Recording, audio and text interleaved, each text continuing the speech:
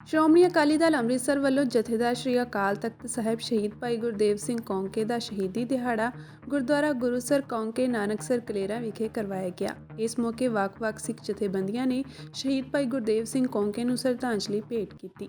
ਸ਼੍ਰੋਮਣੀ ਅਕਾਲੀ ਦਲ ਅੰਮ੍ਰਿਤਸਰ ਪ੍ਰਧਾਨ ਅਤੇ ਸੰਗਰੂਰ ਤੋਂ ਮੈਂਬਰ ਪਾਰਲੀਮੈਂਟ ਸਰਦਾਰ ਸਿਮਰਨਜੀਤ ਸਿੰਘ ਮਾਨ ਨੇ ਇਸ ਮੌਕੇ ਸੰਗਤਾਂ ਨਾਲ ਆਪਣੇ ਵਿਚਾਰ ਸਾਂਝੇ ਕੀਤੇ ਅਤੇ ਭਾਈ ਕੌਂਕੇ ਦੇ ਕਤਲ ਤੋਂ ਬਾਅਦ ਵੱਖ-ਵੱਖ ਸਿਆਸੀ ਪਾਰਟੀਆਂ ਦੇ ਇਸ ਕਤਲ ਨੂੰ ਲੁਕਾਉਣ ਦੀਆਂ ਕੋਸ਼ਿਸ਼ਾਂ ਦਾ ਵੀ ਜ਼ਿਕਰ ਕੀਤਾ। ਆਪਣੇ ਮਹਾਨ ਸ਼ਹੀਦ ਭਾਈ ਗੁਰਦੇਵ ਸਿੰਘ ਕੌਂਕੇ ਸਾਹਿਬ ਦੀ ਬਰਸੀ ਤੇ ਆਏ ਹੈ। ਕੌਂਕੇ ਸਾਹਿਬ ਬਹੁਤ ਬਹਾਦਰ ਸਿੱਖ ਸੀਗੇ।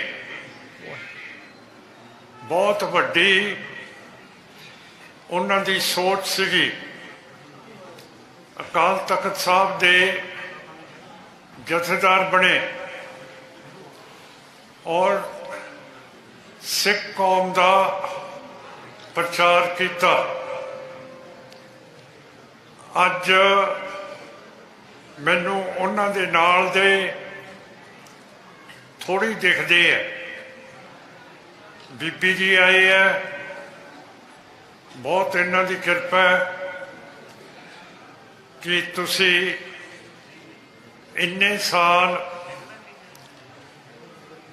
ਅਫਸੋਸ ਦੇ ਵਿੱਚ ਰਹੇ ਹੋ, ਪਰ ਸਾਥੋਂ ਕੁਝ ਹੋਇਆ ਨਹੀਂ ਕਿ ਅਸੀਂ ਕੌਂਕੇ ਸਾਹਿਬ ਨੂੰ ਇਨਸਾਫ ਦੇ ਸਕੀਏ।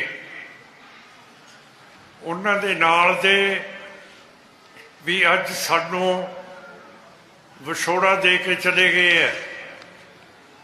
ਜਿਵੇਂ ਜਥੇਦਾਰ ਪ੍ਰੀਤਮ ਸਿੰਘ ਸੀ, ਜਥੇਦਾਰ ਤਰਲੋਕ ਸਿੰਘ ਡੱਲਾ ਸੀ, ਭਾਈ ਮੱਗਤ ਸਿੰਘ ਸੀ, ਭਾਈ ਹਰਨੇਕ ਸਿੰਘ ਸਦਰਪੁਰਾ ਸੀ। ਇਹ ਸਾਰੇ ਬਾਬਾ ਕੌਂਕੇ ਸਾਹਿਬ ਦੇ ਬਹੁਤ ਨਜ਼ਦੀਕ ਦੇ ਜਥੇਦਾਰ ਸੀ। ਔਰ ਜੇ ਜਥੇਦਾਰ ਸਾਹਿਬ ਇਹਨਾਂ ਨੂੰ ਕੁਝ ਕਹਿ ਦਿੰਦੇ, ਇਹ ਪੂਰੀ ਤਰ੍ਹਾਂ ਤਸੱਲੀ ਨਾਲ ਅੰਤ ਤੱਕ ਉਹਨਾਂ ਦਾ ਹੁਕਮ ਵਜਾਉਂਦੇ ਸੀਗੇ। ਜਥੇਦਾਰ ਸਾਹਿਬ ਦੇ ਨਾਲ ਬਹੁਤ ਤਸੀਹੇ ਦਿੱਤੇ ਗਏ। SSP ਘੋਟਣਾ ਸੀਗਾ, ਪਰ ਜਦੋਂ ਜਥੇਦਾਰ ਕੌਂਕੇ ਪੁਲਿਸ ਦੀ ਹਿਰਾਸਤ ਦੇ ਵਿੱਚ ਸੀਗੇ, ਉਸ ਵੇਲੇ ਜਸਕਰਨ ਸਿੰਘ ਜੀ ਵੀ ਉਸੇ ਥਾਣੇ ਦੀ ਹਿਰਾਸਤ ਦੇ ਵਿੱਚ ਸੀਗੇ।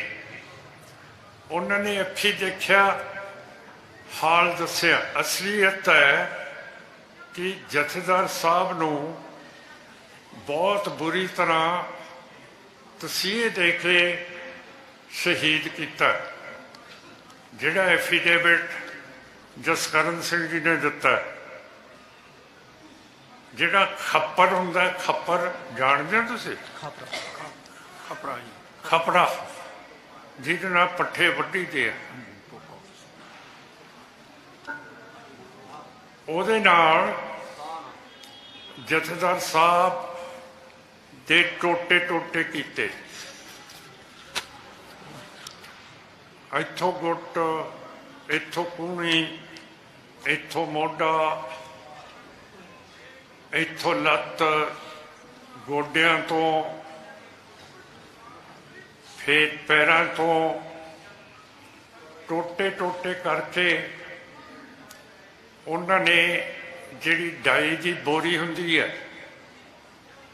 2-3 ਲਿਆਂਦੀਆਂ ਸੀਗੀਆਂ, ਟੋਟੇ ਕਰਕੇ ਉਹ ਡਾਈ ਦੀਆਂ ਪਲਾਸਟਿਕ ਬੋਰੀਆਂ ਦੇ ਵਿੱਚ ਪਾਤਾ। ਤਾਂ ਇੱਥੇ ਨੇੜੇ ਦਰਿਆ ਲੱਗਦਾ ਸਤਲੁਜ, ਉੱਥੇ ਲੈ ਗਏ ਜਿੱਥੇ ਪਾਣੀ ਦੀ ਗਹਿਰਾਈ ਸੀਗੀ, ਗਹਿਰਾ ਸੀ ਪਾਣੀ।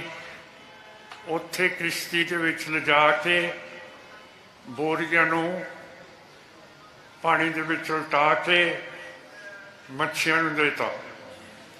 ਸੋ ਇਹੋ ਜਿਹੀ ਸ਼ਹਾਦਤ ਕੌਂਕੇ ਸਾਹਿਬ ਦੀ ਹੋਈ ਹੈ। ਇਹ ਵਾਰ-ਵਾਰ ਕਿਹਾ ਗਿਆ, ਲਿਖਿਆ ਗਿਆ, ਪੜ੍ਹਿਆ ਗਿਆ, ਸੁਣਿਆ ਗਿਆ ਕਿ ਜਥੇਦਾਰ ਸਾਹਿਬ ਨੂੰ ਕੋਟਲੇ ਨੇ ਸ਼ਹੀਦ ਕੀਤਾ, ਤਸੀਹੇ ਦੇ ਦੇ ਕੇ ਉਹਨਾਂ ਨੇ ਇਹਨਾਂ ਨੂੰ ਸ਼ਹੀਦ ਕੀਤਾ।